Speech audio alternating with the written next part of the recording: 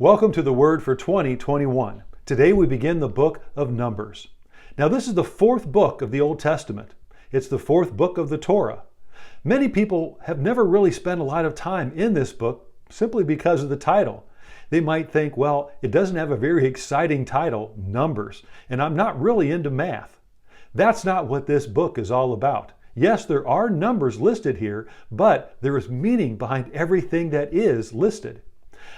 In the U.S., a census is taken every 10 years. I once heard the story of a census worker that was out taking the census and he knocked on a door.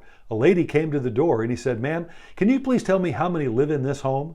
The lady said, "Well, my husband Fred and my son Billy, my daughter Rachel, and my mother Lois." Well, the man interrupted and he said, "Ma'am, I really don't need their names. I just need a number."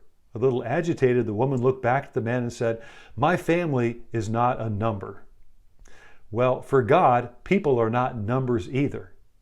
Here in the book of Numbers, chapter 1, verse 2, God tells Moses to take a census. And then he says this, "Take a census of the entire Israelite community by clans and families, listing every man by name, one by one."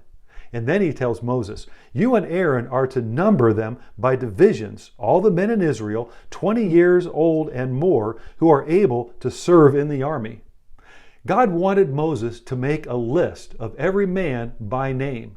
Then in verse 4, God told Moses that the head of every family tribe was to help him. Then God even gave the names of those who were going to help. God knew their names. He had a list. God knows your name. If you've accepted Jesus as your personal Lord and Savior, if you have accepted Him and you are living for Him, then your name is written down too. Revelation chapter 21, verse 27 says that there is a book called the Lamb's Book of Life. And if you're a believer, a follower of Jesus, then your name is written in that book. In Philippians chapter 4, verse 3, Paul lists some names. He lists the name of Euodia and Syntyche. Then he lists the name of Clement. And then he says, "And the rest of my fellow workers whose names are written in the book of life." The writer of Hebrews chapter 12, verse 23 says, "To the church of the firstborn whose names are written in heaven." Jesus, in chapter 10, verse 20, he sends out 72. And they come back and they are excited and they say to Jesus, "Lord, even the demons submitted to us in your name." Then Jesus responded in verse 20, "Do not rejoice that the spirits submitted to you, but rejoice that your names are written in heaven." You are not a number. God knows you by name. God created you. He knit you together. God knows every day of your life.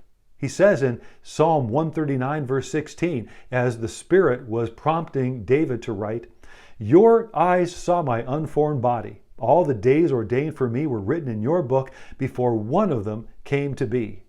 Jesus even said in Luke chapter 12, verse 7, that every hair upon your head is numbered. God created you to know Him. He wants you to be His son or His daughter. He wants you to live with Him forever. But you must receive Jesus as your personal Lord and Savior.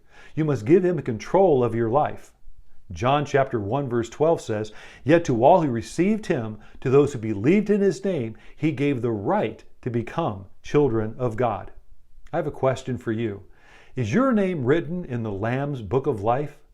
If you're not sure, I would be honored to help you make sure that your name is written down in heaven. Contact me. I would be more than happy to answer any questions you might have. Thank you for joining the Word for 2021.